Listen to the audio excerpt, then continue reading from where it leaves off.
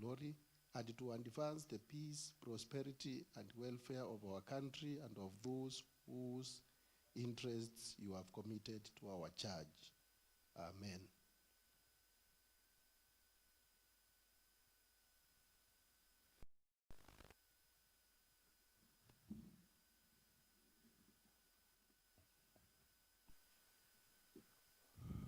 Good afternoon, honorable members and members of the public, and welcome to our afternoon sitting. Clerk, next order. Order number 1, administration of oath. Next order. Order number 2, communication from the chair. Next order. Order number 3, messages.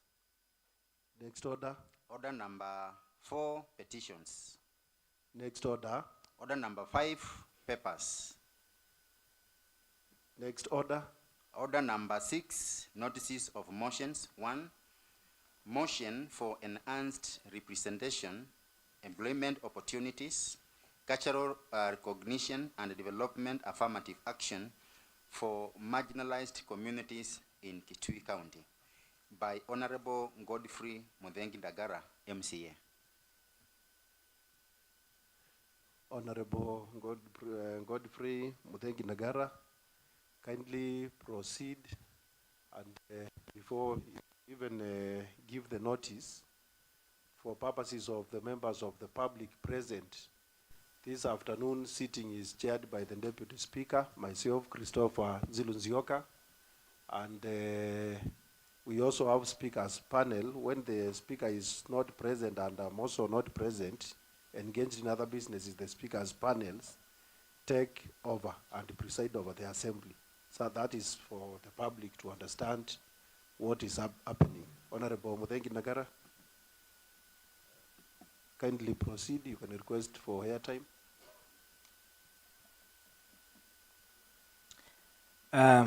Thank you, Mr. Speaker. I was getting a sip of water, and you look good there, Mr. Speaker. Thank you. Therefore, let me give notice of the motion. County Assembly of Kitui, that assembly, that session. Motion for enhanced representation, employment opportunities, cultural recognition, and development in affirmative action for marginalized community in Kitui County. Acknowledging the necessity for inclusivity and the protection of marginalized communities across Kenya, and particularly within Kitui County, I hereby present this motion for consideration. This motion emphasizes the need for affirmative action to guarantee representation, employment, cultural recognition, and development opportunities for marginalized communities such as the Tharaka and Arab Swahili communities and other underserved regions who continue to face discrimination, exclusion, and limited access to opportunities. Mr. Speaker, cognizant that Section 97 of the County Governments Act mandates county governments to observe the principles of protection and marginalized and minority communities, shielding them from discrimination and any form of distinction, while guaranteeing them equality in economic, education, social, religious, political, and cultural participation.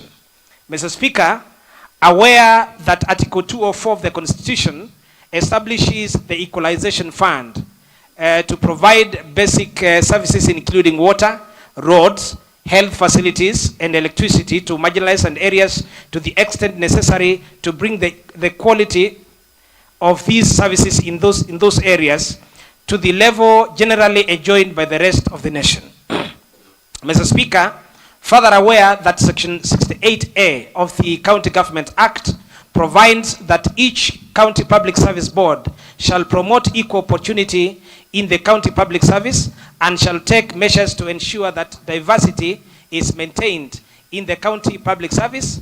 Further, it shall not, Mr. Speaker,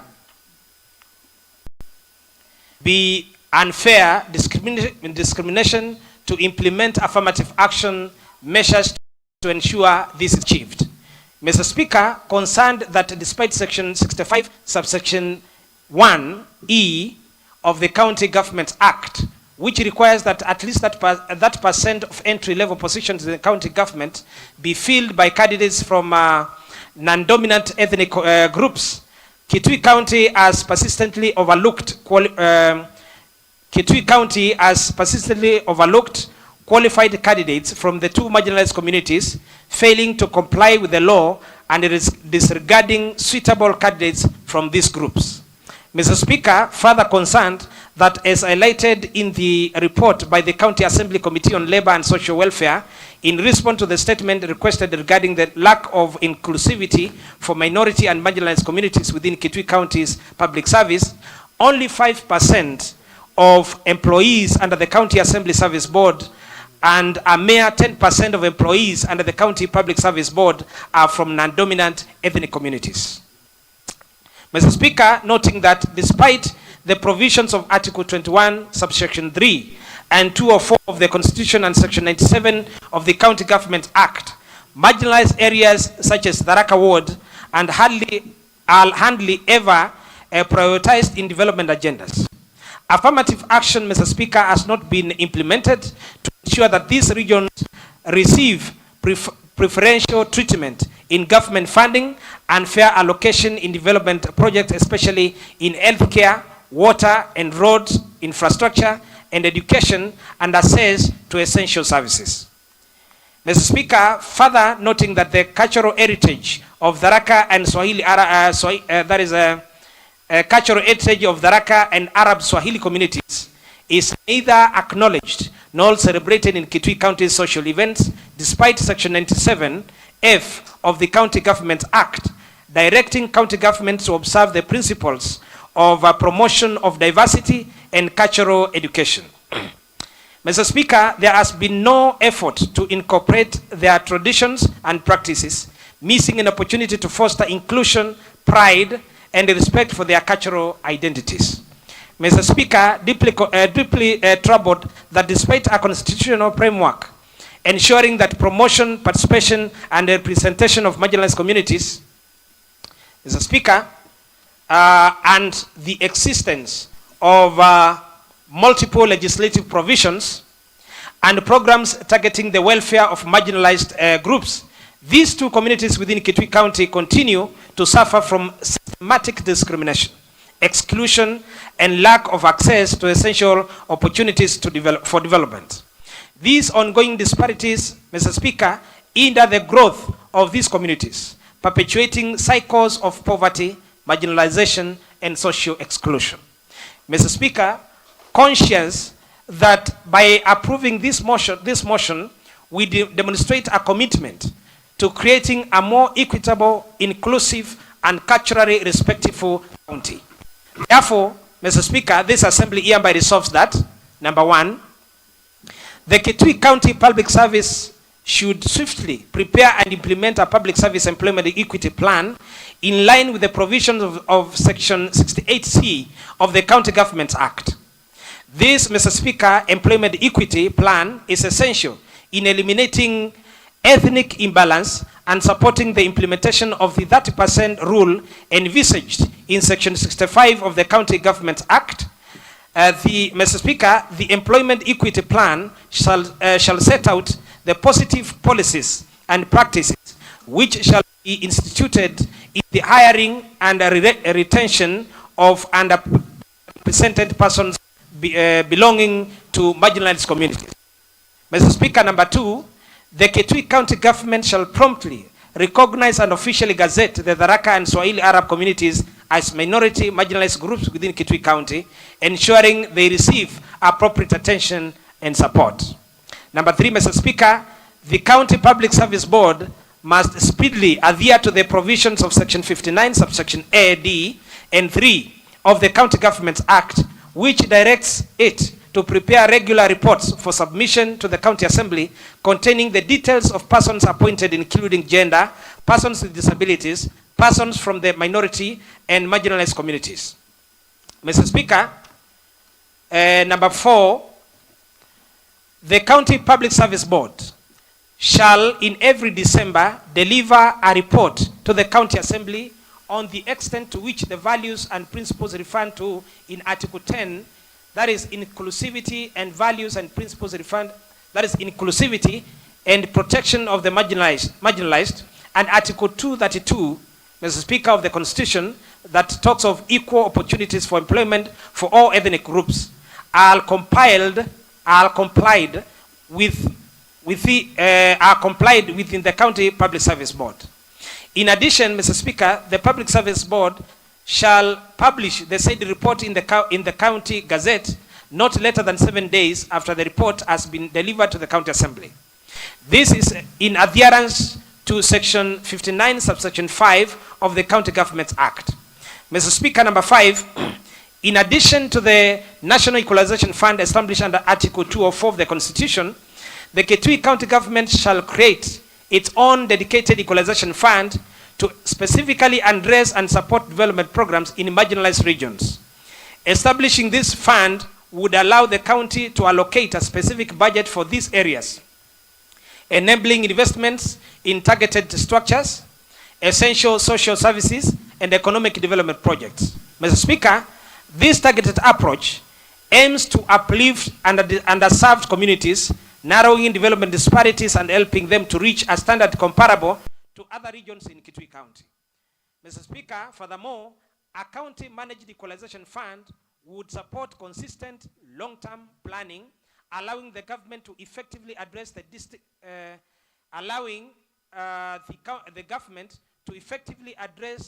distinct needs of these communities and promote balanced, inclusive regional growth.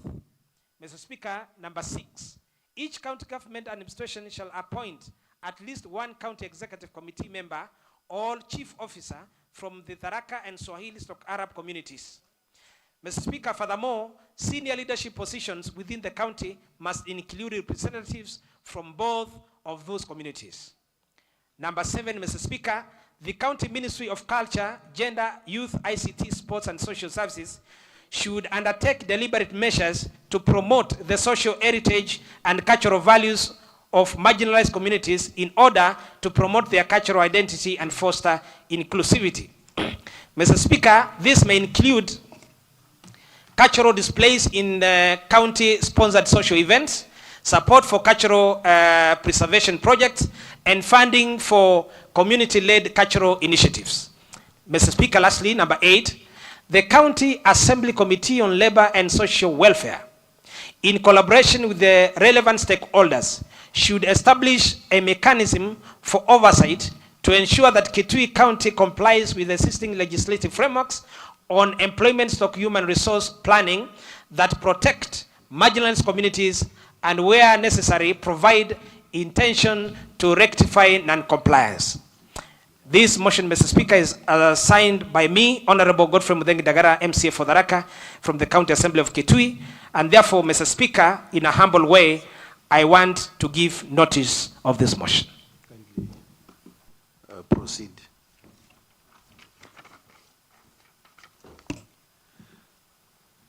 Thank you very much, Honorable Muthengi Dagara, member for Tharaka Ward.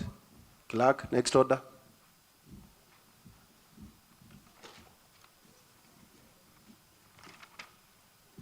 Continuation of order number 7 on statements, Roman 2, Honorable Speaker. Statement request to the Chairperson, Committee on Health and Sanitation on the state of Migwani Level 4 Hospital in Migwani Ward by Honorable Arson Maluke Mawea, MCA. Number 3, statement Clerk. Request. You ready number 1, Roman 1? When? Number 2, response to a statement request made by Honorable Christopher Zilu. That is Zioka. Roman 1. Roman 1, Honorable Speaker.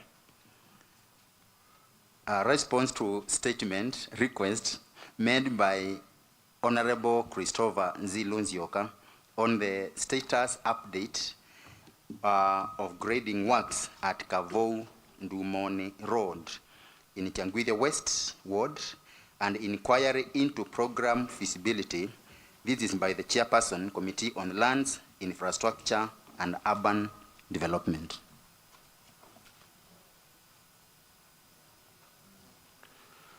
Chair. Chairperson, Committee on Lands, Infrastructure and Urban Development, kindly proceed to give the response to the statement which was requested some time back.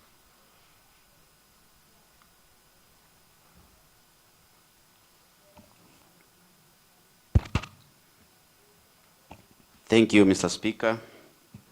I rise to give a response to the statement requested by Honorable Christopher Nzilu Nzioka on status update of grading works at Kavou, Dumoni Road in Kiangwithia West Ward and inquiry into program feasibility.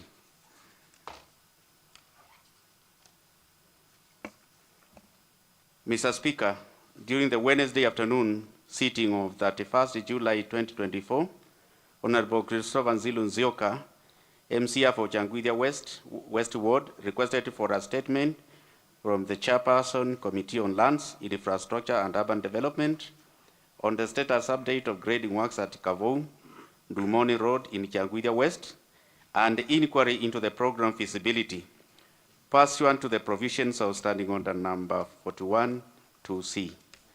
The Committee on Land, Infrastructure and Urban Development deliberated on the issue raised in the statement and prepared this report on its consideration of the aforementioned pursuant to the provision of Standing Order number 41 2CC.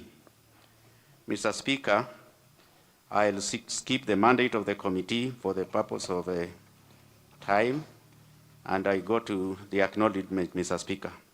On behalf of the Committee on Lands, Infrastructure and Urban Development, I extend my gratitude to the Honorable Speaker, members of the committee, Office of the Clerk of the Assembly and the staff attached to the committee for their continuous support, assistance, and commitment in executing their duties.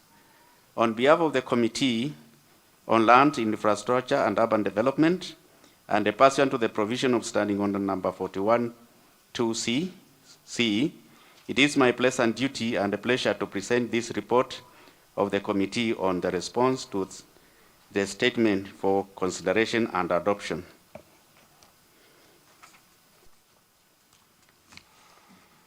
Mr. Speaker, the background. During the afternoon sitting of 31st July 2024, Honorable Christopher Nzilu Nzioka, MCA for Kiangwithia West, Ward requested for a statement response from the Chairperson, Committee on Lands, Infrastructure and Urban Development on the status update of the grading works at Kavou Dumoni Roads in Kiangwithia West Ward and inquiry into the program feasibility. Mr. Speaker, Annex 2 actually is the statement. In this statement request, the Honorable Member requested the committee to avail the following details: the efforts being made by the relevant county ministry to reinstate the said grader so as to complete the stored project. Number 2, factual evidence detailing the county ministry's capacity to undertake the said program and others of similar kind or nature. Number 3, a ministerial commitment to ensure that the people of Kiangwithia West Ward will get the much deserved services as provided for in the Constitution of Kenya 2010 and the strategies the ministry will use, if any, to grade the following roads identified by the residents of Kiangwithia West Ward through public participation in consultation with the Office of the Ward Administrator and the Ward Development Committee members for grading program. And these roads were Itoleka, Kaliluni, Kangose Road, which was 1 kilometer, Kwandana to Idimani River Road, 2 kilometers, Tiva Market, Isevini to Kwazera Samuel Road, 3 kilometers, Kwa Makati Dam to Mayuni Road, 2 kilometers, Iyani to Kithiano River through Kiliku, 2 kilometers, Matunguni to Tiva River, 3 kilometers, Kwa Nyamaingilu Kiema Kitau, Kwa Mulwa Nzau Munyalo Nzau Peter Yeki 2 kilometers. Kwa Kamene Musau, kwa Kingo, kwa Mulwa Mwanza, Boni Bwaho, kwa Maithia was also 2 kilometers. Kwa Kamuti Matuka Nzau, Cosmas Mutisia, Maundu Munyao, kwa Pastor Monica 1.5 kilometers. Junction kwa Katiwa, Richard Mwova, Titus Kilumu Zianzuni stream to Kaveta 2 kilometers. Manzeras to Joseph Juma, Muduibuku, Zoya Kiminza, Mulonzia Yethi 2 kilometers. Kwa Mudhoka, kwa Mulev, kwa Makosa, Kamunyu, kwa Ngozi Mutui, Ndumoni 5 kilometers. Kwa Nzau Kasioki, kwa Timothy Katangini, kwa Siuki 3 kilometers. Kwa Pius Kitoboto, Ngoleni Kavou Tiva Dispensary 4 kilometers.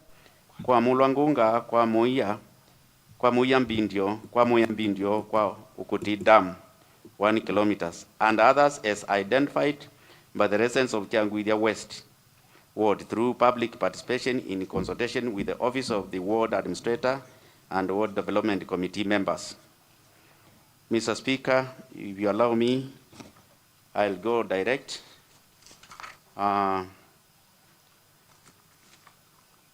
To the response.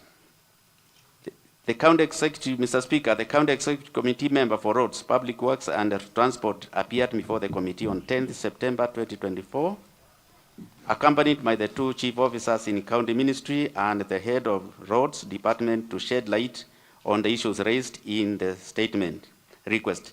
Upon careful consideration of the submission from the County Executive Committee member, the CECM, the committee noted with great concern that the issues raised in the statement were not adequately responded and did not reflect the reality as raised by the members present in the meeting. Honorable Speaker, in particular, the committee found the response provided unsatisfactory, especially on the data provided on the kilometers covered in the house grading and road opening, that is the dosing. With above observation, the committee resolved to give the CECM 14 more days to compile an authentic and valid report on the issues raised and appear before the committee on 26 September 2024 to provide a comprehensive response. With the approval of the Speaker, the Assembly Committee invited the County Executive Member for the County Minister of Roads, Infrastructure and Urban Development to appear before the committee on 26 September 2024 in order to submit authentic response. Further, it should be noted that during the 2 meetings, the committee complied with the provision of Standing Order number 41, 2CB. That is, Mr. Speaker, that provision requires that the statement requester of the member requesting the statement should be present. The response to the queries raised in the statement. Mr. Speaker, the County Executive Committee member for Roads, Public Works and Transport appeared before the committee on 26 September 2024, accompanied by the 2 chief officers in the county ministry and the head of Roads Department, and responses as annexed to the report are as under. Annex 1, the CCM responded as follows. Status report on grading of Dumoni Kavou Road. The above road is now fully graded, or at that time was fully been graded from Dumoni Shopping Center, Kavou River, Kwa Makosa, Kwa Kathoka, the 4 kilometers. The grader was temporarily taken to grade roads within and around the Kitui Agricultural Showground in preparation of 2024 Kitui Agricultural and Trade Fair Show. It is worth noting that Kitui Agricultural Showground is within Kianguithia West Ward, and therefore the grader never left the ward apart from during the normal maintenance period. The grader was moved to other wards after completing the planned grading lengths. Factual evidence detailing the county ministry's capacity to undertake the said program. The ministry has the capacity to execute the two planned programs as demonstrated below.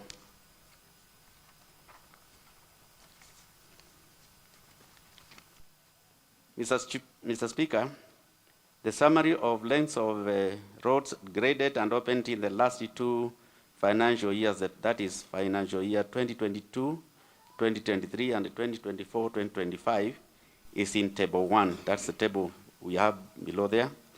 And that shows the grading in 2022, 2023. The ministry had planned to grade 1,200 kilometers. In the same financial year, the ministry graded 1,340 kilometers. Mr. Speaker,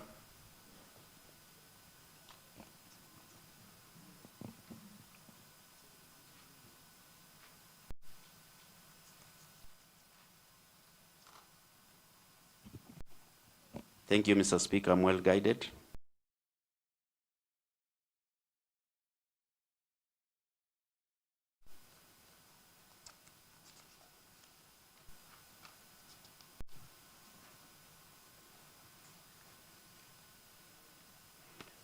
Mr. Speaker, I will move to page 16 on the committee's observations. Mr. Speaker, the committee, having considered the responses from the County Minister of Roads, Public Works and Transport, made the following observation. The committee noted that the emergency grading works within the Ithookwe showground disrupted the grading works at Kavou-Ndumoni Road in Changuithia West. The withdrawal of road machines to attend to the emergency works has been disrupting programs across wards. Across the county, as the equipment are moved from their designated area of works to other areas that interfering with the programs as originally planned. There is a general outcry from the honorable members and members of the public on lack of consultation and information during implementation of the grading programs and withdrawal of the machines from designated ward. For instance, there was no consultation between the sub-county engineer and a member of the county assembly for Changuithia West. The committee noted that there was inaccurate documentation of the kilometers graded per ward, thus making the county ministry not to realize the intended kilometers per ward and lack of accountability as relates to fuel consumption. The committee gathered that there is a general lamentation and demotivation of the plant operators due to poor facilitation while implementing the program, thus hindering the success of programs. The committee noted that there was an administrative lapse in supervision of road works by the sub-county engineers due to lack of proper delegation and coordination, which in turn leads to a machine being misused or abandoned without proper care. The committee strictly observed that the program schedule submitted as the original schedule for grading and dosing works are never adhered to, leading to poor workmanship and incomplete road works. Mr. Speaker, the committee made the following, the committee observed that repairs and maintenance of county roads, machinery was taking long, leading to costly repairs, vandalism, and loss of public funds. Mr. Speaker, the committee recommends as follows. Owing to the above observations, the committee recommended that the County Minister of Roads, Public Works and Transport must not proceed to implement grading programs for 2024-2025 financial year and before completing grading program for 2022-2023 financial year. This is to ensure adherence to the principles of equity in distribution of resources and the physical infrastructure and development across the 40 wards. The committee recommends that before withdrawal of road equipment from the designated ward, there should be proper consultation and communication between the office of the area ward representative and the county administrative structures. The committee recommends that the county ministry should implement grading program through contractual framework to save on time, ensure physical accountability and the quality of works, whereas the machines to supplement the programs on the emergency and need basis to improve service delivery, thus leading to improved road works in the county. The Constitution of Kenya emphasizes on the citizen participation as an integral part of Kenyan governance system. Article 10 identifies public participation as a national value and the principles of governance. Therefore, the committee recommends that the members of county assembly who are the people's representative be furnished with a detailed information on grading and dosing program prior to commencement of the exercise. This will enable the members to prioritize and advise accordingly on which roads need to be factored in the program. The committee recommends that the planned operator should be well facilitated as a way of motivating and improving their working standards while away from their workstation. During the implementation of project, the sub-county engineers must supervise and provide supervision reports when required to aid in accountability and transparency. Mr. Speaker, I seek to conclude by saying that the committee appreciates Honorable Christopher Nzilu Nzioka for coming up with a statement on the status updates of grading works at Kibondu Moni Road in Kiagwiria West and the inquiry into the program feasibility, which aided the committee to obtain accurate kilometers for grading and road opening, that is the dosing across the 40 wards as authenticated by wards village administrators. The committee appreciates the inputs by the county officials from County Ministry of Roads, Public Works, the transport led by CCM for satisfactory response. The committee shall remain steadfast in providing proper oversight in all matters under her mandate as provided under the County Assembly, starting on number 195 and the second schedule. Mr. Speaker, the following are just annexures, like for example, Annex 1, we just the committee adoption of the report, and all the others, Mr. Speaker, we can just go through maybe. The Annex 2 is the statement itself and the details it contained.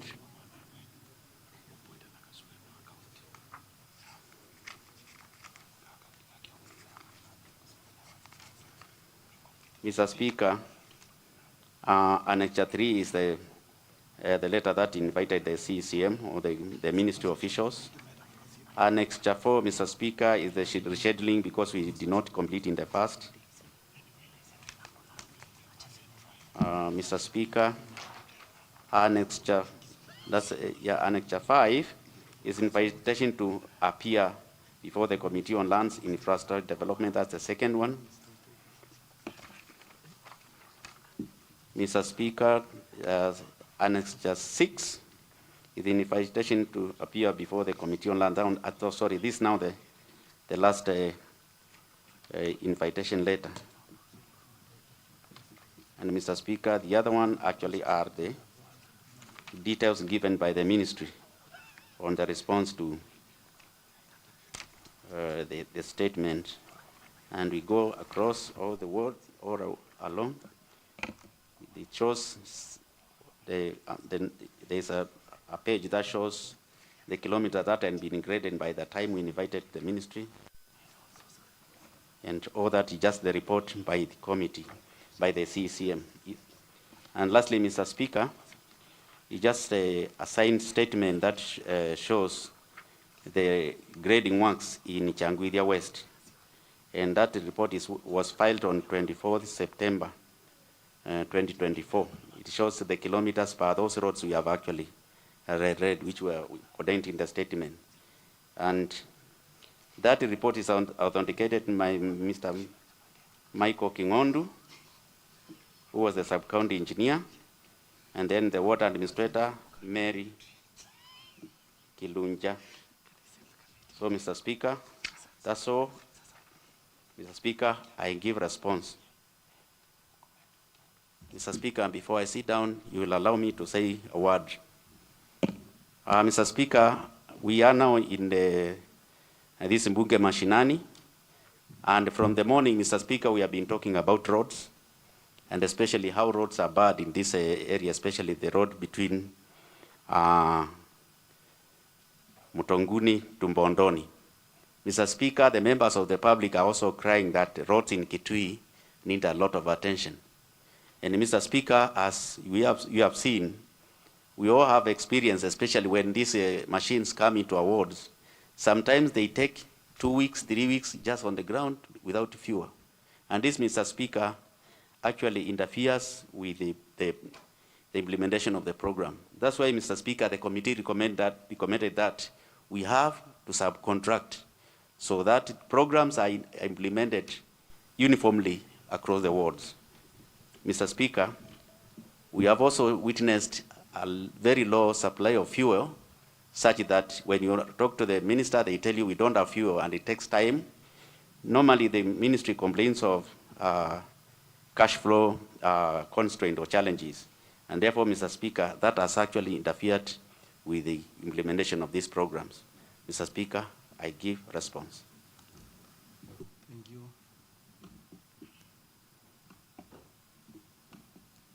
Thank you. Thank you very much, Honorable Kano, retired Alphonse Mukwayu Musiemi, member for Chomedana Ward. Honorable members, it is worth noting that this was a response to a statement requested by one honorable member and the password to our standing order number 41, substanding order 2CD,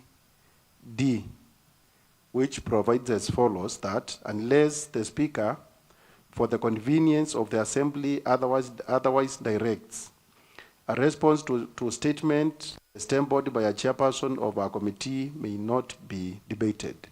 The standing order gives the Speaker discretion whether the statement response is so important he can allow 2 or 3 members to just ventilate on it. Honorable members, considering the weighty issues of roads in our county, the current status of the Migwani to Kwasiku road, I will allow at least 3 or 4 members to ventilate the statement request. And I can see the minority leader is already requesting for some time, and now you can proceed. Honorable Ganga, the minority leader of the County Assembly of Kitui, kindly proceed.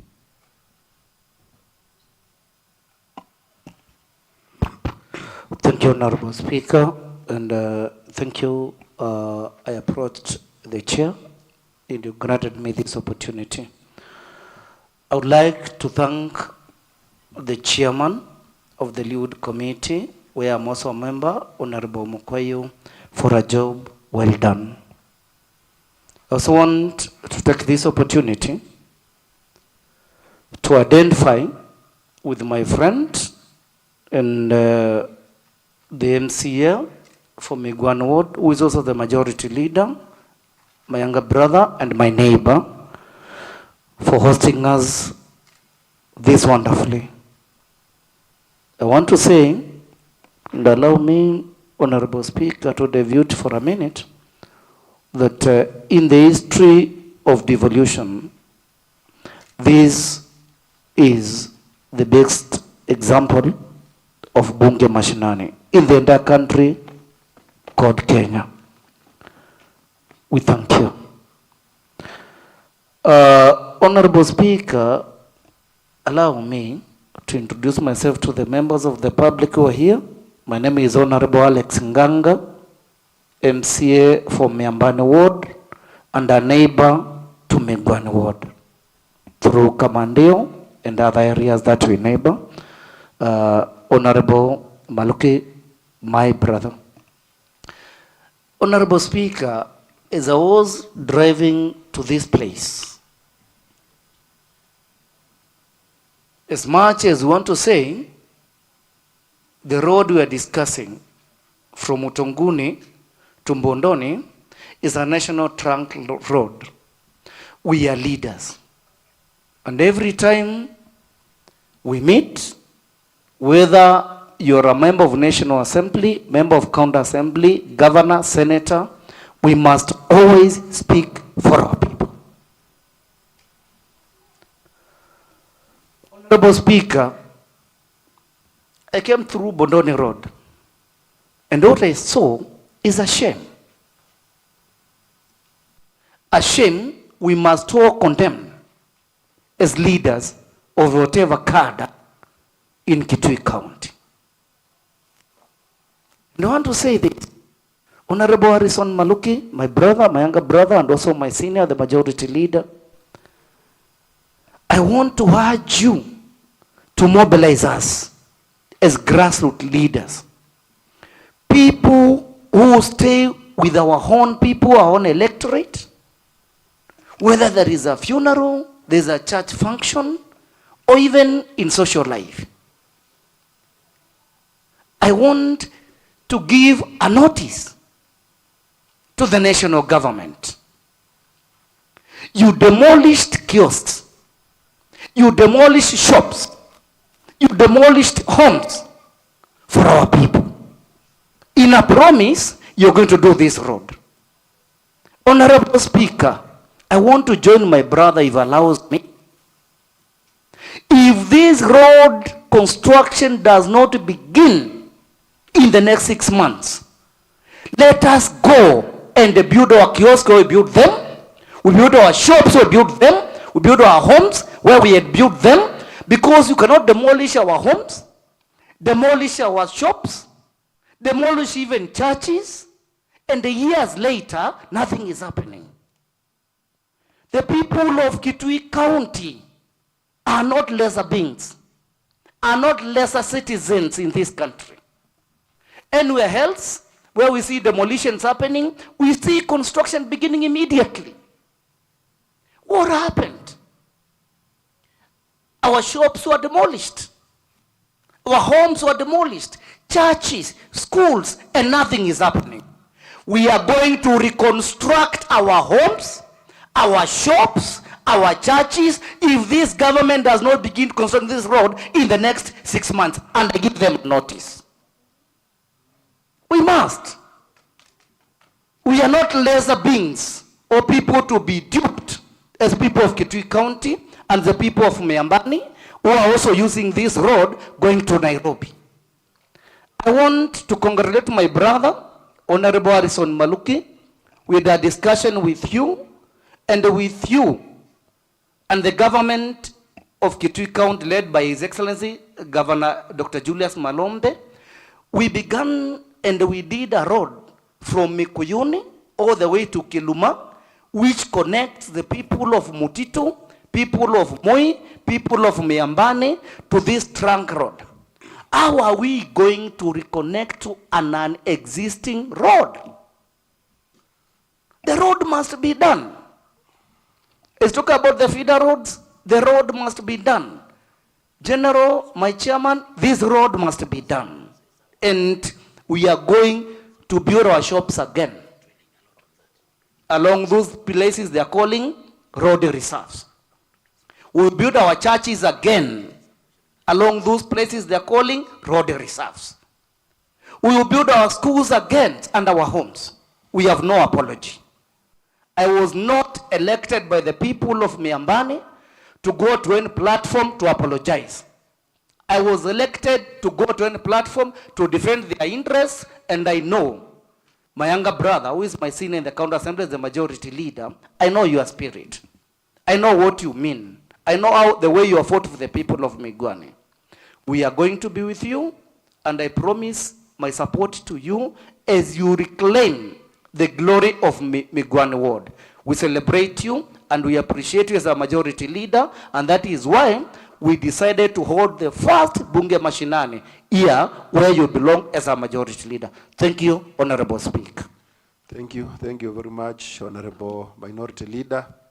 Honorable Majority Leader, Harrison Maluki Mawea, member for Migwani Ward. I know there is a statement on matters of county importance on the same road, which is to be brought by the Majority Leader. Kindly proceed. Thank you, Honorable Speaker. I really want to appreciate you for that statement request. Indeed, it is an eye-opener to all the other 39 wards, because most of our roads are in depleted conditions. Honorable Speaker, allow me to take this opportunity to welcome our colleagues who have joined us this afternoon, who we were not together in the morning, led by my brother and neighbor, Honorable Nganga, MCA for Miambani. I really want to welcome you to Migwani and Mwingi West at lunch. I also want to welcome the members of the community who are not with us in the morning, so that they can come here and learn what we do here. Honorable Speaker, mine is a clarion call to my colleague members of the County Assembly. We had a discussion with our governor, His Excellency Dr. Julius Malombe, and we said that there are 3 areas we need to give a priority for people to feel development in our respective wards. And first one, we agreed that we have to give our health sector the first priority. Secondly, we agreed that we have to give our Ministry of Roads the second priority. And the third priority was water. I want to request my colleagues, when it comes to budgetary allocation, let us put this one into practice. Our roads are in depleted conditions, and we need to have enough budget in order for us to make sure that our wards are well connected. Honorable Speaker, let me not discuss the issues about Kibwezi, Kitui, Migwani, Bodoni Road. And I really want to appreciate the minority leader for being so passionate about this road. I think as the people of Mwingi West, as the people of Kitui County, we have talked about this road for quite a long time. Every time our member of parliament talks about this road, and because I have a motion on county importance tomorrow, I think we'll be able to deliberate much on this road, and whatever necessary we can do for this road to be made as leaders, we will do it so that our people can get this road done. Honorable Speaker, let me reach there due to the interest of time. Welcome again, my colleagues and members of the public. Thank you very much, Majority Leader Arson Maluki Mawia, for your contribution to the motion. I saw the majority whip, Honorable Boniface Mukwata, member for Kanyangi, requesting for airtime. Kindly proceed.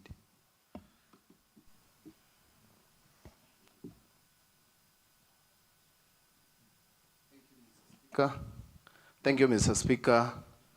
Let me take this opportunity first to thank the committee that sat down and deliberated on the issue of the statement request from our Deputy Speaker, Christopher Nzioka. Again, Mr. Speaker, let me take this opportunity to introduce myself to the public whom I've chosen to be with us today. I am Boniface Mukwata Katula, the Majority Chief Whip in the Assembly of Kitui.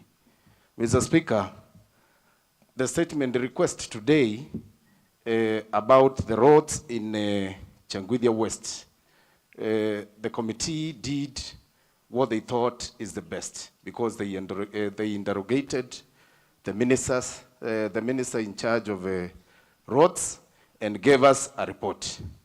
Mr. Speaker, allow me to go ahead and hear out about what is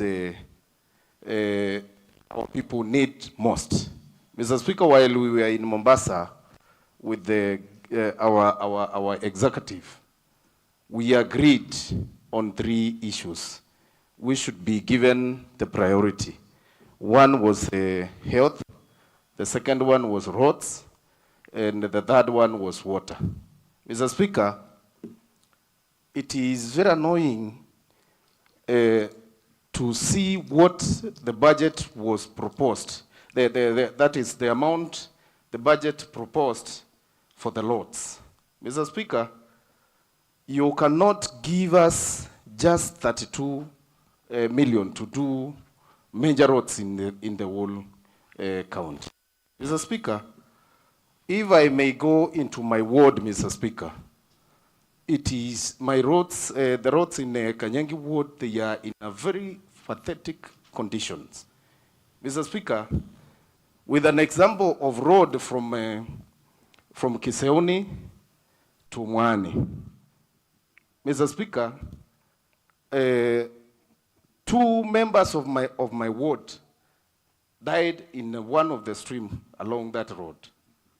Mr. Speaker, the photos were taken and they were sent to the ministry and they did nothing. Mr. Speaker, road from Kanyangi to Thwakedam to Thwakedam, Mr. Speaker. It's in a very pathetic condition, Mr. Speaker. I wish the committee, but I think I will bring the statement request so that they can go and see the roads in Kanyangi ward. Bearing in mind, Mr. Speaker, in Lower Yatta, we have the same characteristics of the rock at the top and the hills. Mr. Speaker, the stones which are on the roads cannot be removed because it's a volcano rock. Mr. Speaker, in my ward, Mr. Speaker, there is a place whereby in a road, people go down with the lander and they go up again with the lander. That is very unacceptable because, Mr. Speaker, I represent those people and I will bring a statement requesting to this house. Mr. Speaker, I want to say that we as the County Assembly, we need to be on top of these issues of the roads. We need to be serious about these roads of our county. If we go to our neighboring county, Mr. Speaker, you will find in Machakos all roads were graded. Mr. Speaker, we need to be serious and we need our people to see what is happening and to hear us talk about what they need from the ground. Thank you, Mr. Speaker. Thank you very much, Honorable Member, for Kanyangi and also the majority whip. Honorable Members, I had, in my previous pronouncement, I had given at least 4 people to ventilate, not necessarily debating because it is a statement. Tomorrow, we will have a substantive debate on matters of county importance on the abandoned Migwani Kwasiku Road, to speak about that portion and also the extension up to Bondoni. Honorable members, we are remaining with only 1 person to speak, or that will ventilate, and Honorable Mulanti. Honorable Mulanti, member from Mutonguni, kindly proceed in 2 minutes, please. We have over 11 statements to be laid now. Thank you, Mr. Speaker, for giving me a chance to ventilate on the statement request that has been made in this House today. Mr. Speaker, it's worth noting that the committee has done a good job. They have made serious recommendations to the ministry, which when adhered to, we are going to make a step as a county concerning roads. I have noted that one of the recommendations that the committee has made is that before we engage on the 2024-25 program on grading, the ministry should finish up on the 2022, on the 2023-24 program. We all know that the program is underway. So I will wish that the committee will follow up, that this recommendation will be adhered to. Another recommendation that has been made is the issue of the withdrawal of plants, of the machines from our various wards without notifying either the MCA or the ward administrators. These are a nice recommendation by the committee. I wish that the committee be strict on this, that can be implemented. Another recommendation that has caught my attention is the issue of motivation of the plant operators. We, the elected MCAs in our various wards, we know that our plant operators have gone months without their dues. This has encouraged them to be part of behaviors which has slowed down the program of road grading. I wish that the committee will make serious follow-up so that our operators may be reimbursed their allowances, so they can be motivated to give a good output of their job. As I finish, Mr. Speaker, sir, our roads are in a pathetic situation. The states of our roads are deplorable, and we have made statement in this house before. I wish that this house makes a serious move towards curbing this menace. Thank you, Mr. Speaker, sir. Thank you, Honorable Mulanti Benjamin, member for Mutonguni Ward. Honorable members, allow me to use discretion and in 1 minute, allow the deputy minority leader, who is persistently asking for a minute, kindly use 1 minute. Clerks, time the 1 minute, please. Thank you, Mr. Speaker. The Speaker, I've read this document. It's submitted by the chairperson on LUD. And the honorable members, you can bear me witness that this ministry is doing completely poorly in this county in terms of road connectivity. Speaker, even the grading, which was scheduled to be done in the financial year 2023-2024, that schedule, they have not finished grading everywhere. And I can use an example. Nguni is an example that they did merely 25 kilometers out of 60. And if we can talk about all the other MCAs, the story is the same.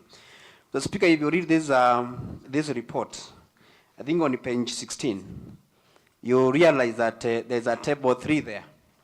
And the ministry is reporting saying that there will be a deficit of 113 kilometers, which translates to 57 kilometers in each ward. And then you ask yourself a question. If there are deficits of number of kilometers that have been graded for the last financial year, and that money was reverted, and again, we cannot see it, the allocation in the budget. Our question is, who is fooling who? Is it the minister in charge of roads or the minister for finance? The Speaker, I think it is a high time. We need to get some mathematics very right. If it is the governor, we have asked him questions. He has responded to us as honorable members as representative of the people. If it is the minister, we have asked them questions. But they're not giving us tangible solutions. The Speaker, as a person who represents the alternative government, and I'm speaking as the deputy leader in this county assembly of Kitui, if someone is not taking responsibility, if it is the minister for finance who is not allocating money for this grading, someone must pave way home. If it is the minister for roads who is not working, who is not delivering what the people of Kitui County are saying in terms of road connectivity in this Kitui County, someone must pave way for us to protect the governor, to work for the people of this Kitui County. That is my voice, and the voice of people of Gune Ward, and the voice of people of Kitui County. Thank you. Thank you very much. Clerk, next order.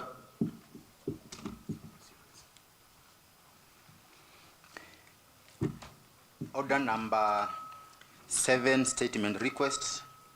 Number 1, statement request to the chairperson, Committee on Health and Sanitation, on the state of Migwani Level 4 Hospital in Migwani That is Roman 2, not number 1. Roman, yes.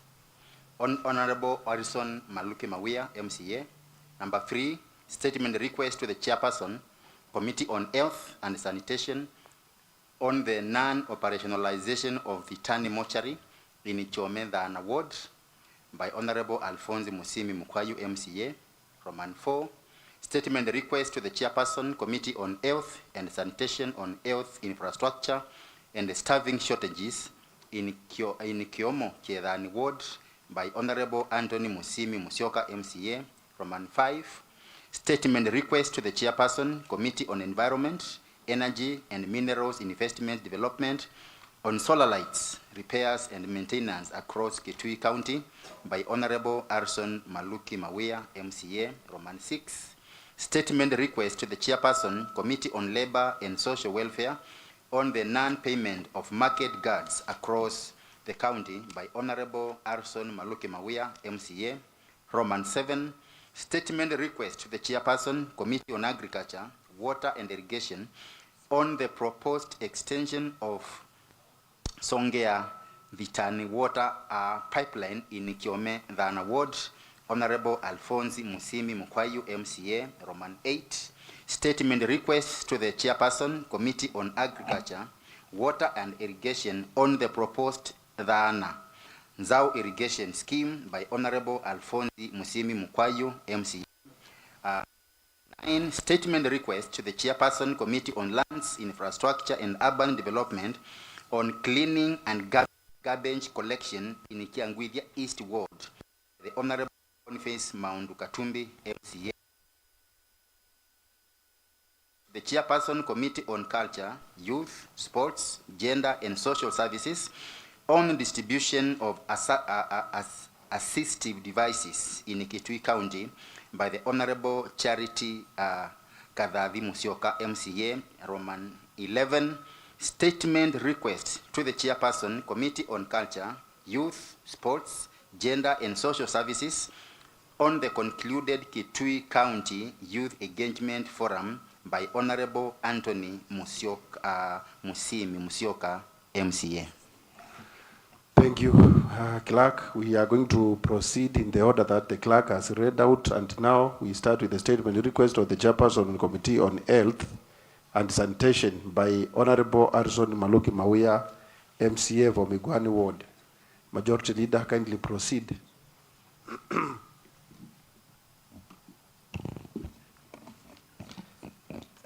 Thank you, Honorable Speaker, for giving me the opportunity to do this statement request. And I'm happy the Chairperson, Committee on Health and Sanitation, and Member Honorable Bernard Munyase. Mr. Speaker, sir, this is a statement request on the state of Migwani Level 4 Hospital, which is in Migwani Ward. Mr. Speaker, sir, pursuant to the provisions of Standing Order number 41-2C, I wish to request a statement from the Chairperson of the Committee on Health and Sanitation regarding the state of Migwani Level 4 Hospital in Migwani Ward.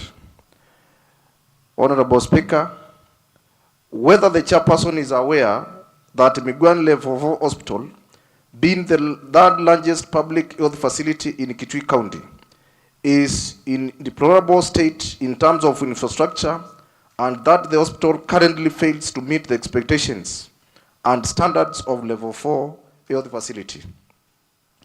The facility does not have designated female ward, forcing female patients to be admitted to the pediatric ward. This arrangement increases the risk of cross-contamination, exposing children to potential infections from the adult patients. In addition, the facility lacks a functional laundry room, which with fitted laundry machines, hospital beddings and garments are washed manually in an adequate unisanitary room, posing significant risk of cross-contamination and infections to both the patients and hospital staff. The facility remains unpaved, which leads to significant issues during the rainy season. The unpaved grounds became extremely muddy, making it difficult to navigate the area. As a result, patients are exposed to potential accidents, as the muddy conditions can lead to slips, falls, and other injuries. Mr. Speaker, sir, we also want to know whether the Chairperson is cognizant that the hospital experiences persistent shortage of essential drugs, severely limiting its ability to deliver quality health care. Patients in need of medication are often forced to purchase drugs from private facilities at significantly higher prices, as opposed to accessing it at the hospital and subsidized rates. This situation places the undue financial burden on already vulnerable patients and compromises equitable access to health care.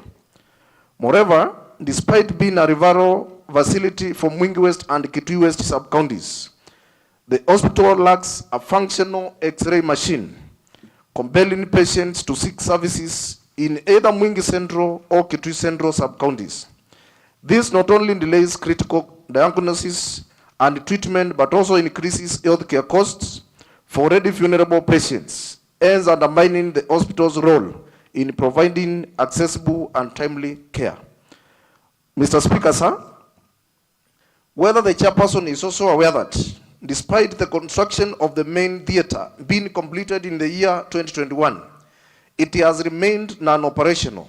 This is due to critical factors such as Roman 1, lack of oxygen piping and reliable supply of fresh water.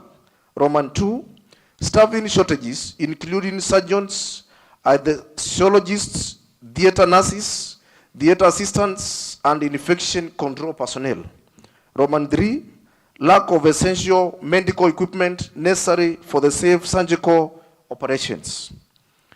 Honorable Speaker, whether the chairperson has knowledge of the fact that in the current financial year 2024-2025, the hospital was only allocated 2.5 million out of the Ministry of Health and Sanitation total approved budget of 3.7 billion. This allocation was solely for the construction of kitchen, leaving critical infrastructure and operational needs unbudgeted for. Mr. Speaker, sir, the deplorable state of the hospital has severely hindered its ability to provide adequate healthcare services, undermining its role as a key health facility in Kitui County. Patients are often forced to seek services in far-off facilities, worsening their hardship. Mr. Speaker, sir, I therefore request the Committee on Health and Sanitation to provide a statement response within 21 days. Specifically, I urge the committee to outline the measures being taken to, Roman 1, elevate the hospital to meet the standards of the level 4 facility, thereby enhancing the hospital's capacity to deliver comprehensive and affordable health care services to the public. Roman 2, address the chronic drug shortages and ensure that the essential medicines are consistently available at the hospital and provided at subsidized rates. Roman 3, allocate adequate resources to the facility in order to address the infrastructure and equipment gaps in the hospital. Roman 4, ensure staffing challenges are resolved to operationalize essential units like the theatre. Honorable Speaker, this statement request is signed by Honorable Harrison Maluki Mawea, MCA, Migwani Ward, Kitui County Assembly. Honorable Speaker, I seek leave to give the statement request. Thank you. Thank you, Honorable Majority Leader, for that well-detailed statement, which shows your concern to your people, that their problems are your problems as their representative. Thank you. God bless you.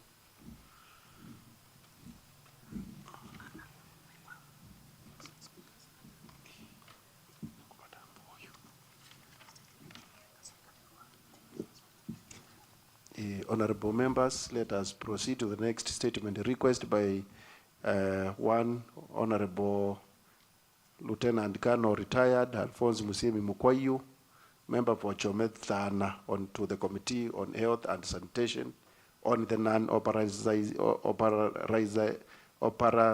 operationalization. What is not happening, honorable members? On non-operational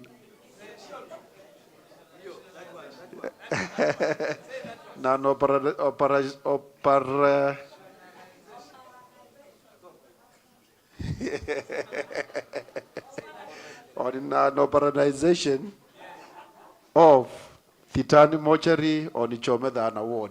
Kindly proceed.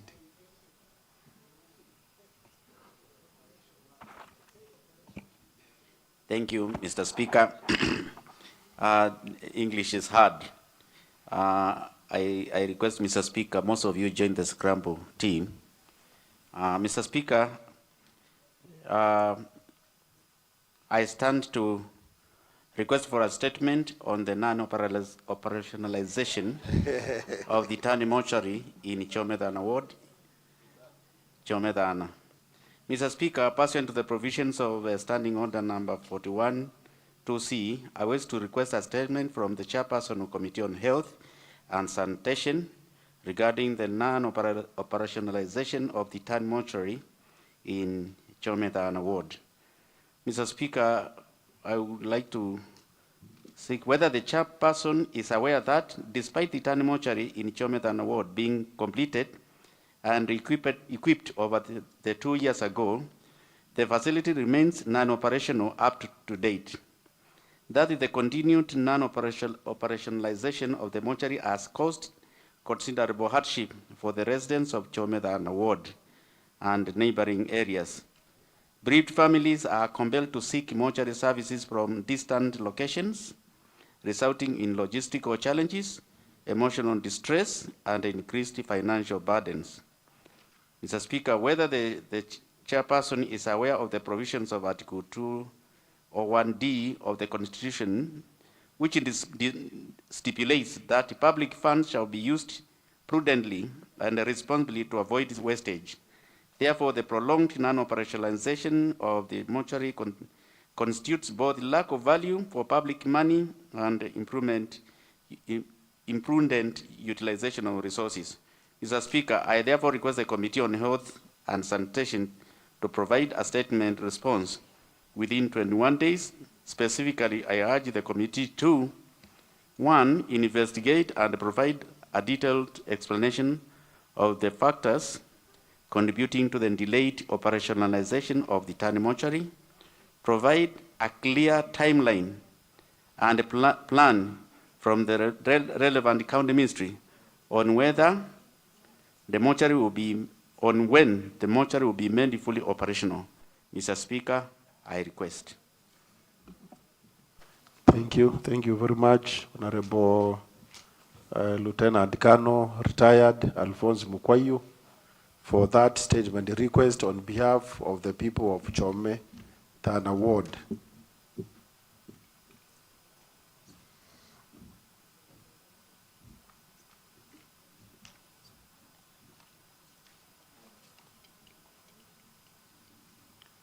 The statement is properly now committed to the Committee on Health and Sanitation. Honorable members, allow me to recognize our guests at the Speaker's Gallery this afternoon, who are as follows. 1, Madam Ruth Nzambi, member of Kitui County Assembly Service Board, the one standing and waving. Number 2, Patrick Munyithia Mutua, former MCA Migwani Ward, that is Honorable Patrick Munyithia Mutua. Number 3, Father Paul Mulungi, that is parish priest, Bondoni. He has also been my home area priest at Mulutu for some time. Number 3, Jacob N. Mbao, the chairperson Ward Development Committee. Thank you, Bwana Mbao. Number 5, Dr. Esther Rukunga, the principal Migwani Special School. They have also hosted us. Thank you, Daktari. Number 6, Honorable Munyoki Mwangangi. Honorable Munyoki Mwangangi seems he has stepped out. Number 7, Lydia Kalenga, sister to Honorable Jacqueline Kalenga. Thank you very much. Number 8, Sebastian M. Mwenzi, Assistant Chief, Kalutini Sublocation. That is our Assistant Chief for Kalutini Sublocation. Then we have Angelina Mweni Mbiu, Assistant Chief Chambo.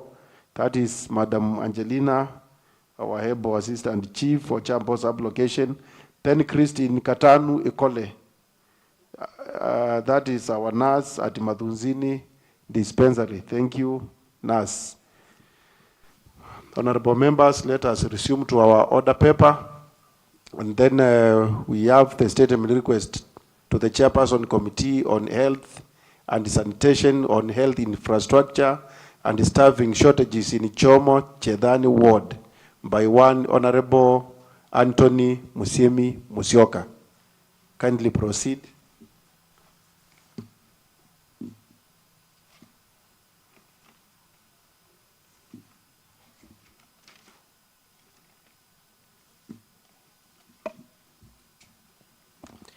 Honorable Speaker, I wish to request a statement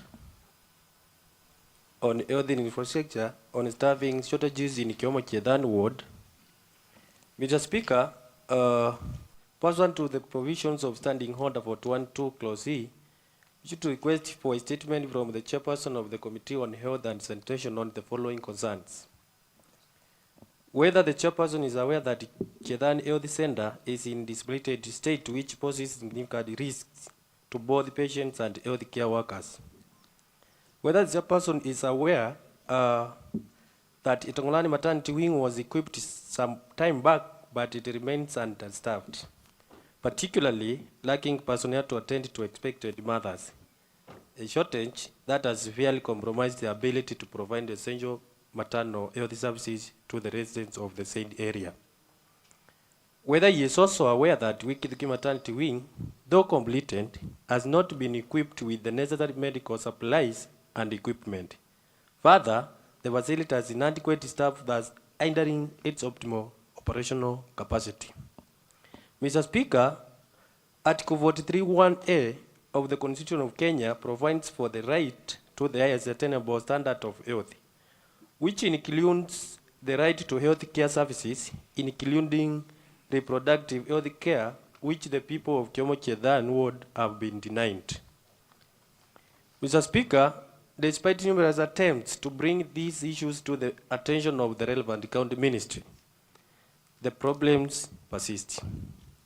Yet, Article 1 of the Constitution of Kenya bestows upon me the mandate to directly represent the populace of Kiomo Chedan and be a people's voice in this honorable house.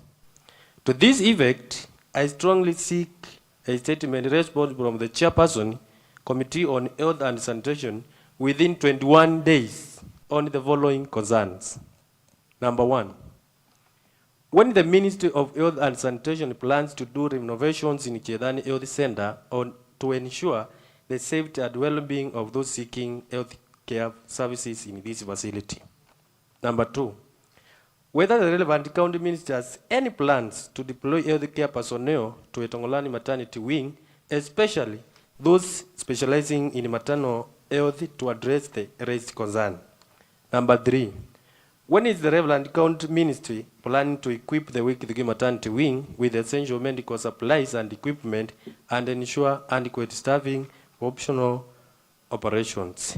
Thank you, Mr. Speaker. I beg to request the statement. Thank you very much, Honorable Member for Kiomo Chedan ward. Your statement is well requested, and I now commit it to the committee on Health and Sanitation.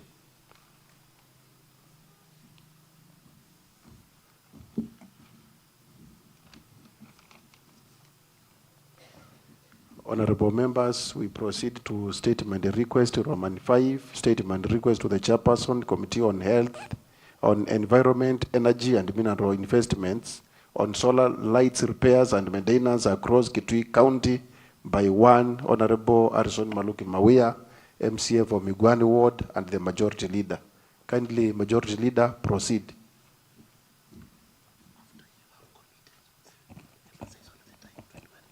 Thank you, Honorable Speaker. This is a statement request on solar lights, that is Mulika Mwezi, repair and maintenance across Kitui County.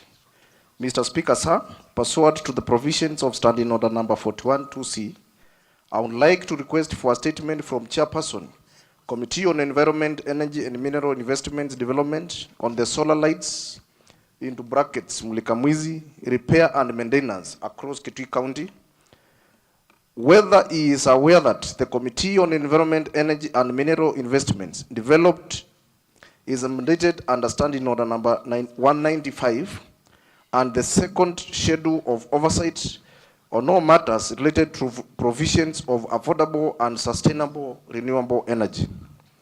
Honorable Speaker, whether the chairperson is further aware that the County Ministry of Energy, Environment, Climate Change, Forestry, Natural and Mineral Resources promotes use of renewable energy sources, including solar power, to enhance security and promote trade within the county.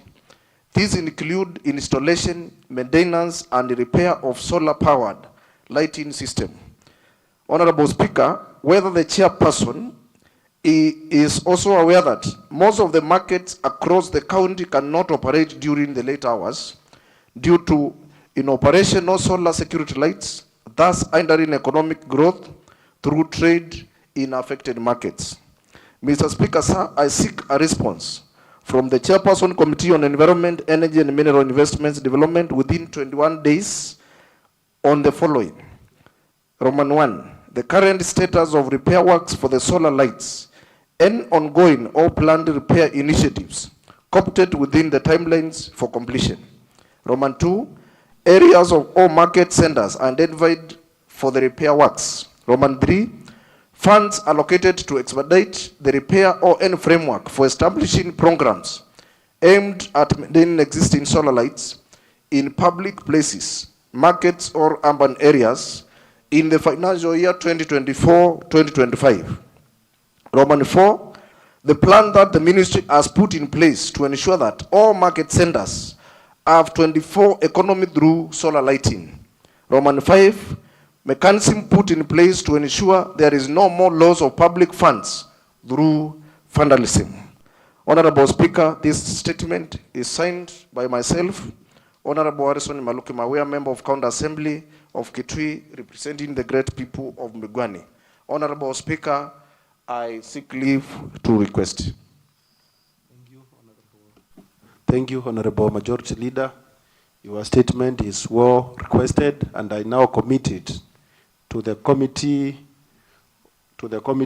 on health, on environment, energy, and mineral investments, and kindly Chairperson Committee on Environment, take notice that you have 21 days to bring a response to this House.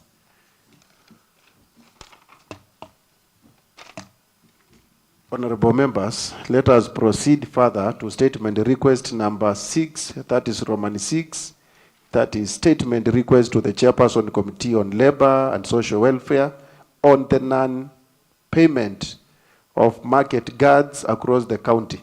The same committee is again the request is by our Majority Leader, Honorable Harrison Maluki Mawea, Member for Migwani Ward. Kindly proceed, Honorable Majority Leader. Thank you, Honorable Speaker. Before I read this statement, what prompted me to bring up this statement, I have two main market centers in Migwani Ward. That is Migwani Market and Mumbuni Market, whereby we have substantive guards employed by Kitui County Government, and I have been receiving calls at every end month that they are not receiving their dues. That is why I'm bringing this statement to the Chairman Committee on Labor so that they can give a response on what is happening or why they are not being paid.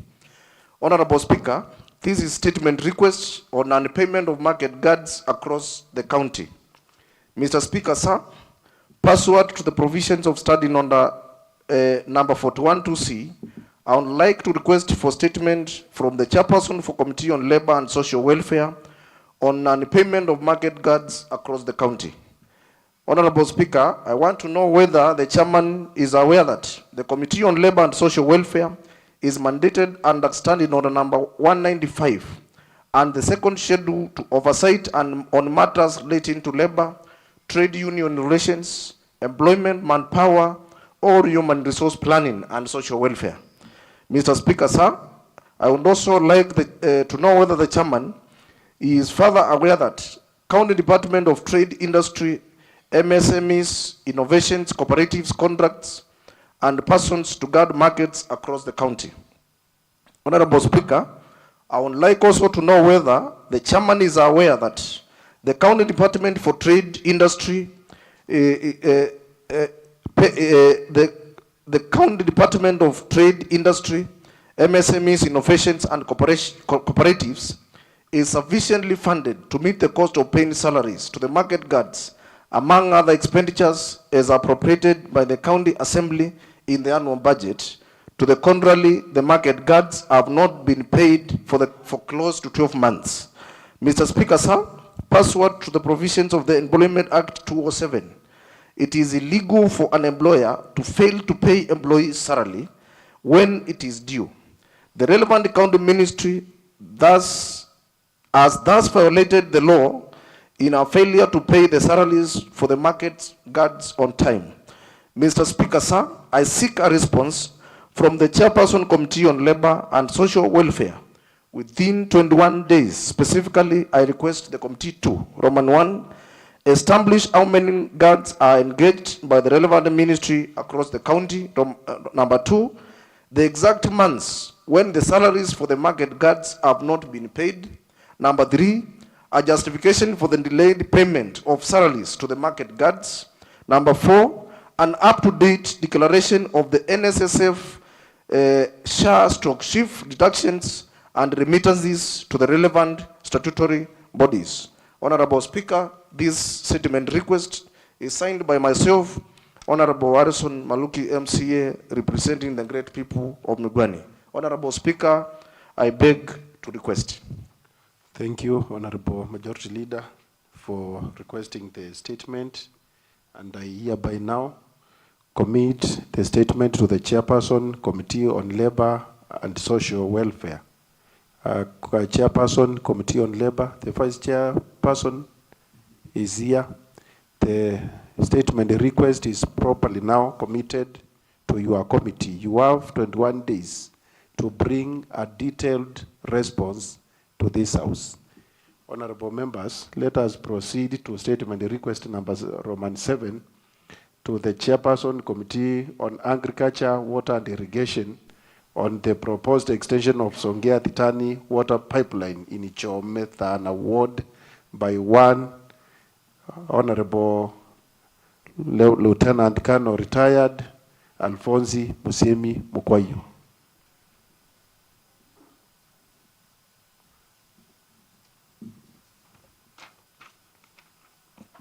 Thank you once again, Mr. Speaker. Mr. Speaker, I stand to request for a statement on the proposed extension of Songea Thitani water pipeline in Ichomethana Ward. Mr. Speaker, pursuant to the provisions of Standing Order number 41, 2C, I would like to request for a statement from the Chairperson.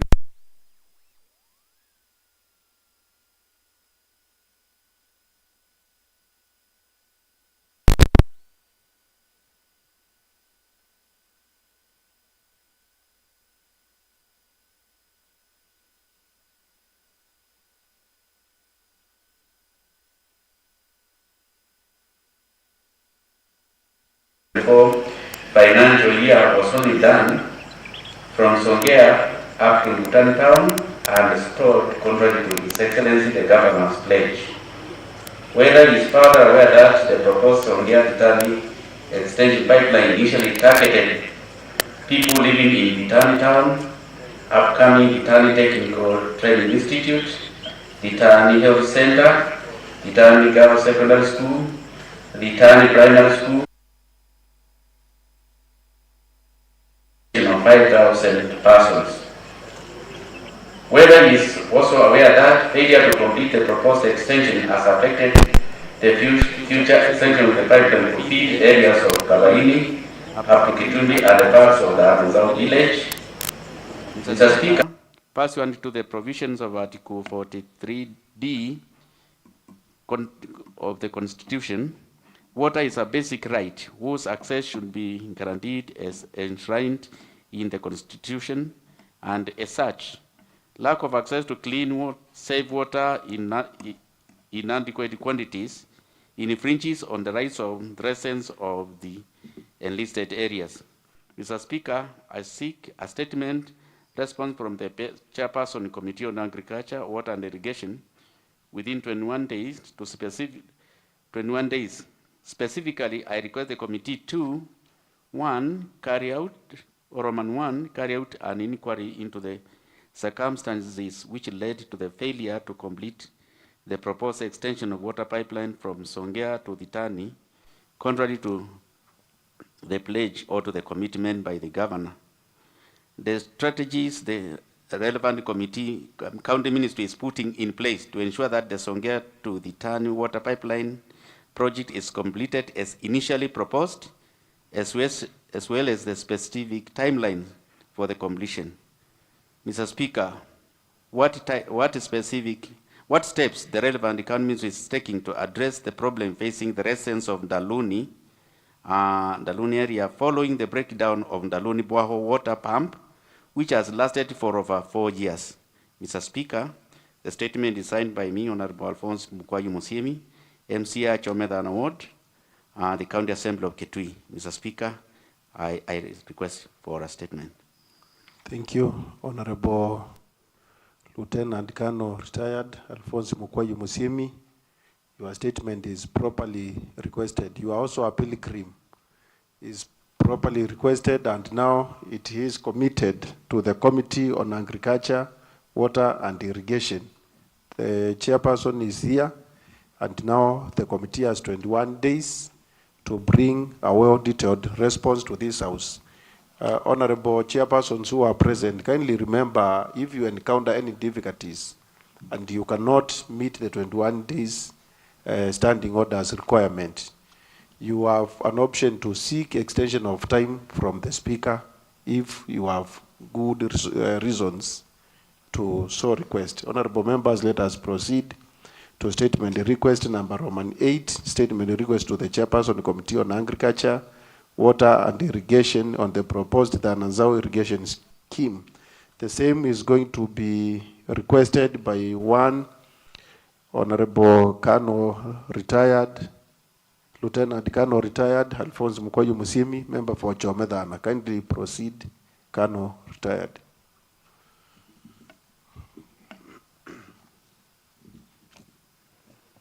Thank you, Mr. Speaker. I stand to request for a statement on the proposed Dananzao irrigation scheme in Chomedana Ward. Mr. Speaker, pursuant to the provision of Standing Order number 41 2C, I would like to request for a statement from the Chairperson, Committee on Agriculture, Water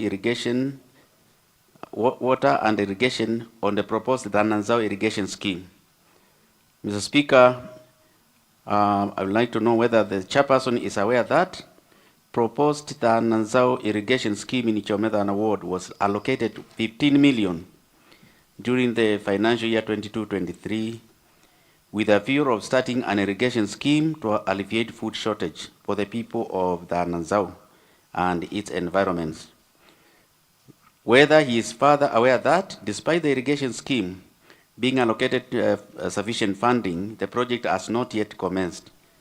The relevant county ministry has never given any explanation as to why the proposed project has never commenced, despite the fact that the Assembly appropriated monies towards the same. Whether he is also aware that the failure to undertake this irrigation scheme infringes on the rights of the people of Chomedana Ward and Dananzao access to sufficient food, contrary to the provisions of Article 43(1) of the Constitution of Kenya, which guarantees freedom from hunger and access to acceptable quality food and clean and adequate water. Mr. Speaker, sir, pursuant to the provisions of Article 43D of the Constitution, clean water and sufficient quantity of food are basic rights whose access should be guaranteed, and as such, lack of access to clean water and clean and safe water in adequate quantities infringes on the right of the residents of the enlisted areas. Mr. Speaker, I think that there is a misbranding. I seek statement response from Chairperson, Committee on Agriculture, Water and Irrigation within 21 days. Specifically, I request the committee to inquire into when the relevant county ministry plans to start the proposed Dananzao irrigation scheme. When, and the committee to carry out an inquiry and inform the House as to where the appropriated amount of 15 million was diverted to. What circumstances led to or circumstances necessitated the diversion of the appropriated monies amounting to 15 million. And Mr. Speaker, lastly, I would like to request the committee to inquire from the relevant county ministry what project will be allocated to the residents of Dananzao in the event that the initial project is determined to be unviable. Mr. Speaker, the statement signed by me, Alphonse Musiemi, Chairman Award, County Assembly of Kitui. Mr. Speaker, I beg to request for a statement. Kindly proceed, Honorable Lieutenant Kano, retired, Alphonse Mukwayu. Your statement is properly requested, and I now commit it to the Committee on Agriculture, Water and Irrigation, whereby the committee should note they have 21 days to table a detailed report in this House. Also, the statement request touches mighty issue about diversion of some amounts which were allocated, which I totally believe was allocated pursuant to a public participation. You should also investigate whether during the diversion, the same publics whom we represent were also consulted. Honorable members, let us proceed to the next statement request, that is Roman 9. Statement request to the Chairperson, Committee on Lands, Infrastructure and Urban Development on Cleaning and Garbage Collection in Changwidya West Ward. Statement to be requested by one Honorable Boniface Maundu Katumbi, member for Changwidya East Ward in Kitui Central Constitution. Proceed, Honorable Member. Mr. Speaker, before I request for statement, I want to correct you. It's Changwidya East Ward, not Changwidya West. I'm requesting a statement on behalf of Changwidya East Ward. Mr. Speaker, allow me to proceed. I want to request a statement on cleaning and garbage collection in all market centers in Changwidya East Ward. Mr. Speaker, sir, pursuant to the provision of Standing Order number 41-2C, I would like to request for a statement from the Chairperson, Committee on Lands, Infrastructure and Urban Development on the following. Whether the Chairperson is aware that there has been excess litter in all market centers within Changwidya East Ward, namely Kokungu, specifically Zunguni, which is ward headquarters, Kiala Shopping Center, Kwangindu Shopping Center, Museve Shopping Center, Genukanenda Shopping Center, Mulundis Shopping Center, Mutune Shopping Center, Wanzua Shopping Center, Kasiala and Kwamudeke Shopping Centers. Whether the Chairperson is further aware that residents of Changwidya East Ward have been trading in markets that are full of litter, which exposes them to airborne and waterborne diseases. Whether the Chairperson is cognizant that Changwidya East Ward is part of the Kitui municipality, hence should be benefiting from all the services rendered by the municipality. Mr. Speaker, sir, owing to the above, I seek a response within 21 days from the Chairperson, Committee on Lands, Infrastructure and Urban Development on the following. 1. A list of all market cleaners engaged by the county government of Kitui to clean the aforementioned market centers. 2. Whether there is a garbage truck, stock skipper, assigned to Changwidya East Ward. 3. Mr. Speaker, whether there are waste bins installed in various market centers in Changwidya East Ward. Mr. Speaker, 4. I want to know the strategies put in place to ensure there is proper storm water drainage in all the market centers in the ward. Last but not least, Mr. Speaker, I want to know the list of all street lights, that is Mulikamwizi, installed by the Kitui municipality, indicating their functionality. Mr. Speaker, the statement request is signed by I, Boniface Maundu Katumbi, representing Changwidya East Ward, on this date, 19th November 2024. Mr. Speaker, I beg to request. Thank you. Thank you, Honorable Boniface Maundu Katumbi, member for Changwidya East Ward, for the statement request. I hereby commit the statement request by Honorable Boniface Maundu Katumbi to the Chairperson, Committee on Lands and Infrastructure. Chairperson, kindly remember you have 21 days to file a well-detailed report addressing the issues raised by the report. Honorable members, allow us to proceed now to statement request number 10, which is directed to the Chairperson Committee on Culture, Youth, Sports, Gender and Social Services on distribution of assistive devices in Kitui County. The same is going to be requested by one Honorable Charity Kadhathi Musyoka.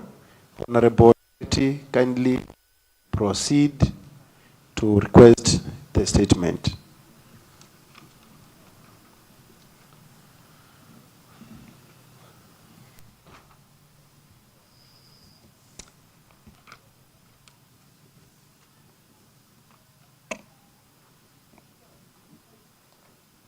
Thank you, Mr. Speaker, for giving me opportunity to bring this statement on Committee of Culture, Gender, Youth, ICT, Sports and Social Services, because there has been an outcry from people and caregivers of people living with disability on distribution of assistive devices. The statement request on the distribution of assistive devices in Kitui County by the County Ministry of Culture, Gender, Youth, ICT, Sports and Social Services in 2023-2024 financial year. Mr. Speaker, pursuant to the provision of the Standing Order number 41 2C, I would like to request for a statement from the Chairperson, Committee on Culture, Youth, Sports, Gender, and Social Services on the following. Whether the Chairperson is aware that the Ministry in 2023-2024 financial year allocated 6.4 million for purchase of safety gears to procure and distribute assistive devices for people with disabilities under the Social Development and Children Service. Whether the Chairperson is further aware, the Ministry spent 2.4 million for the program and devoted 3 million shillings that financial year. Whether the Chairperson is further aware of the criteria used by the Ministry to distribute the assistive devices in the county. Whether the Chairperson is further aware that the Ministry never involved the Committee on Culture, Youth, Sports, Gender and Social Services and the representative of PWDs during the distribution of assistive devices. However, during the commemoration of International Day for People with Disabilities on 3rd December 2023, the representative of people with disabilities had been invited for a planning purpose. Whether the Chairperson is aware of any strategies that the CECM, Culture, Gender, Youth, Sports, ICT, and Social Services is putting in place to ensure that assistive devices are distributed equally and fairly within the county. Whether the Chairperson is aware that assistive devices are not only limited to wheelchairs. Whether the Chairperson is aware that the Assembly in Kitui County Supplementary Budget 1, 2024-2025 reinstated the proposed reduction of 7,679,600 shillings for the procurement and distribution of assistive devices. Mr. Speaker, aware that prudent and responsible use of public funds is a principle of good governance and financial management as enshrined in Article 201 of the Kenyan Constitution 2010, I strongly seek a response from the Chairperson Committee on Culture, Youth, Sports, Gender, and Social Services within 21 days. In response to the statement, the Chairperson should avail Roman 1, total budgetary allocation for the purpose for the purchase and distribution of assistive devices for persons with disabilities in the 2023-2024 financial year. Roman 2, the total amount spent during commemoration of the International Day for the People with disability in the financial year 2023-2024. Roman 3, a list of all assistive devices procured in the 2023-2024 financial year. Roman 4, a report on the public participation done on the need analysis of assistive devices per ward, Roman 5. A report on all beneficiaries per ward, Roman 6. The criteria used to distribute the devices, Roman 7. The ministry's plan to ensure that each ward benefits from the distribution of the assistive devices, and Roman 7. Any other relevant information that could be useful for oversight purpose. Signed by me, Honorable Charity Musyoka, nominated MCA, representing PWD, County Assembly of Kitui. Mr. Speaker, I beg to bring the statement. Honorable Charity, before you leave for hazards, you let the clerk assist you on the last definition.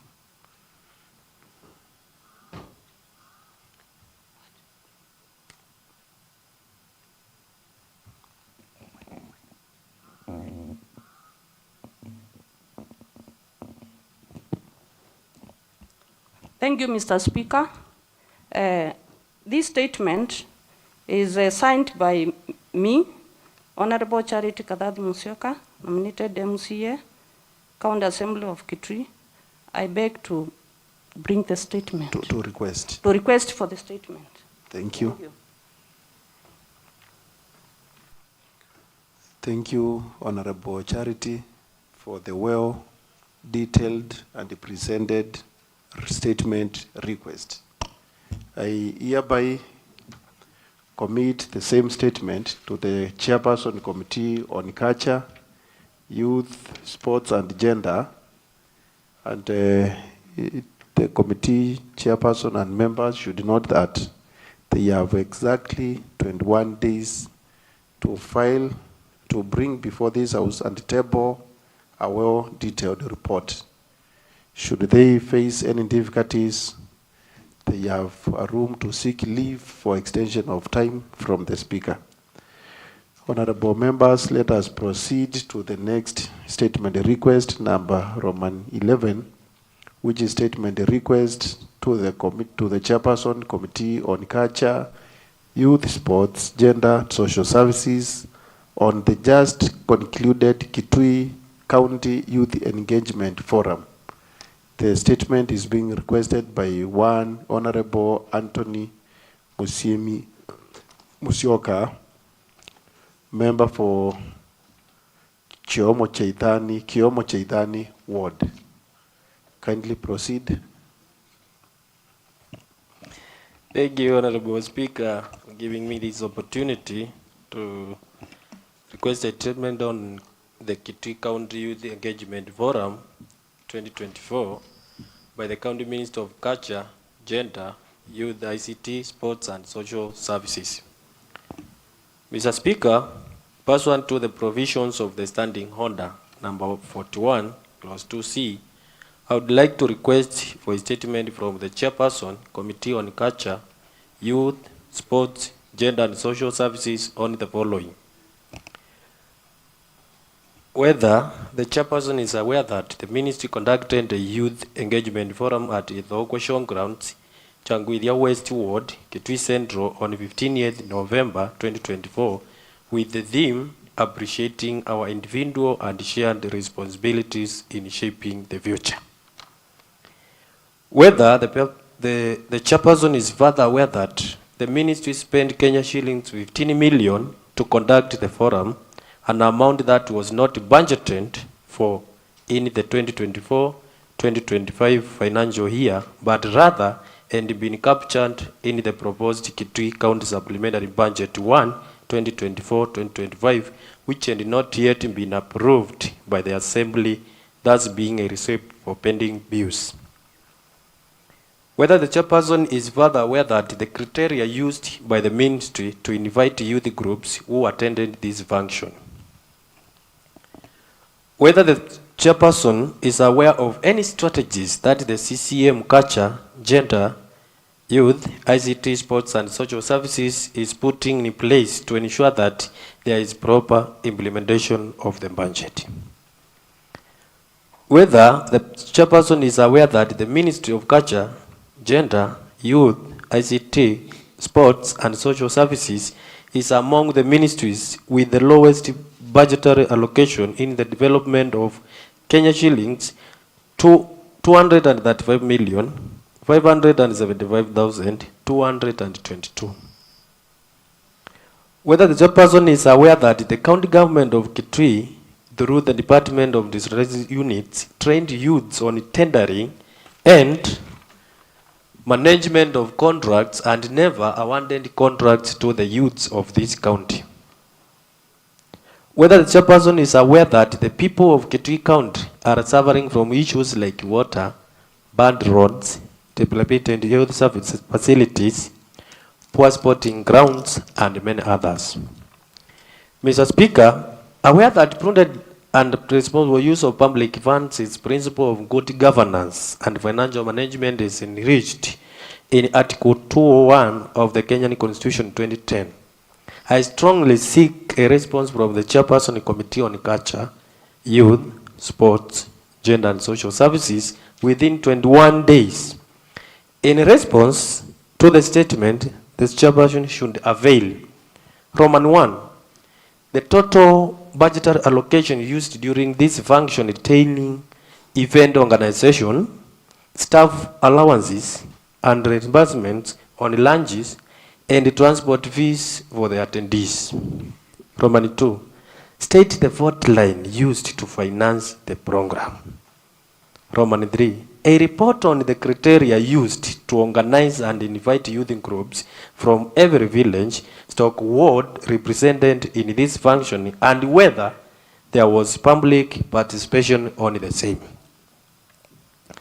Roman 4. A report on the 2024/2025 financial year budget implementation for the first and second quarters, prioritizing the development fort.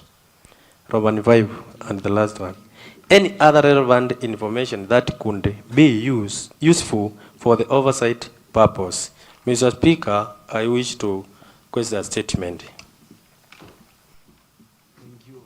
Thank you very much, Honorable Anthony Musyoka, for the statement request on matters youth. I hereby now commit the statement request to the Committee on Culture, Youth, Sports, Gender and Social Services. The committee has 21 days to file a response to this county assembly. Honorable members, because of the members of the public with us, I will change now and speak to our other national language which is Kiswahili, na niseme nimeshukuru sana kwa wageni ambao mumekuwa nasi. Wale watu wa Migwani mmehudhuria kikao cha asubuhi na jioni, tunashukuru sana. Kwa waheshimiwa wenzangu tunasema shukrani, na wafanyikazi wa Bunge la Kitui wote na wale wamehusika.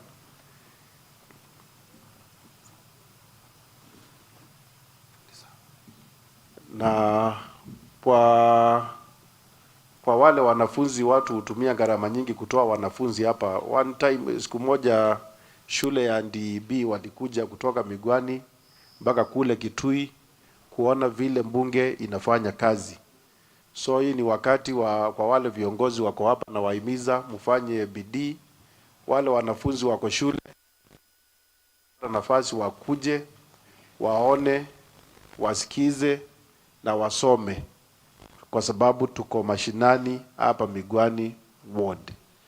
Ni hayo tu nitaka kusema hapo katikati, nikihimiza watu kesho tuko hapa kuanzia saa 3 ya asubuhi. Tutakuwa tukipitisha sheria ya fedha.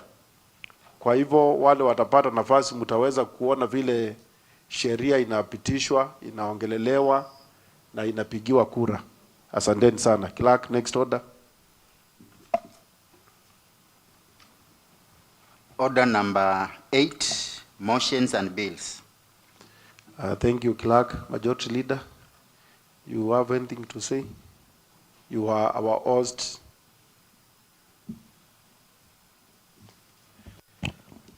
Thank you, Deputy Speaker. Mine is to urge the members of the staff and also the members of Honorable Majority Leader, nikiwa hapa niko kama speaker. Cheo changu ni Deputy Speaker, lakini nikikalia hiki kiti ni kama speaker. Niko hapa kwa niaba yake. Yes, nimesema Honorable Speaker.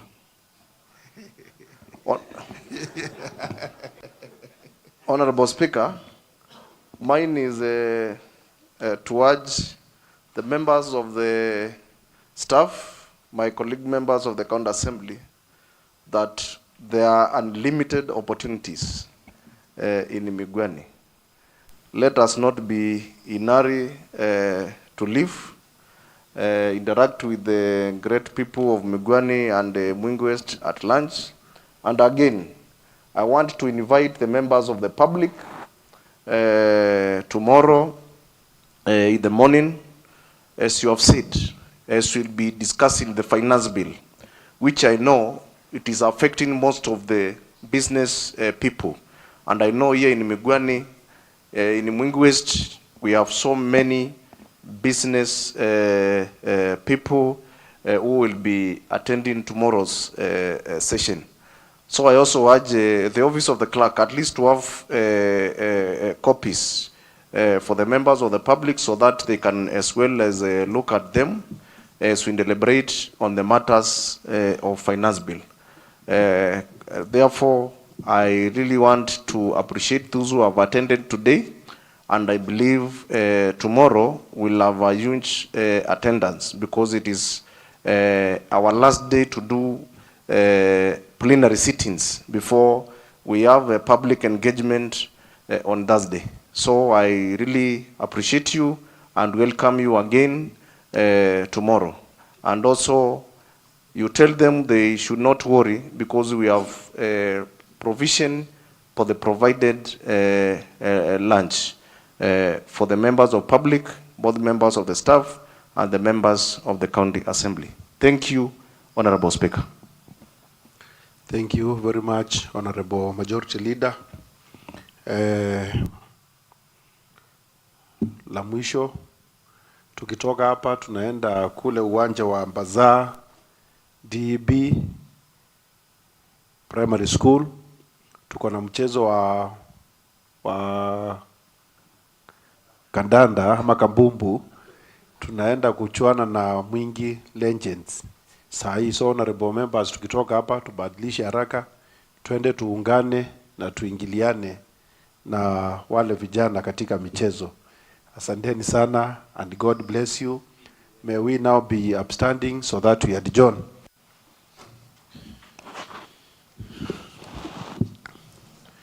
Honorable members, the House stands adjourned until tomorrow, the 20th day of November 2024 at 9 a.m.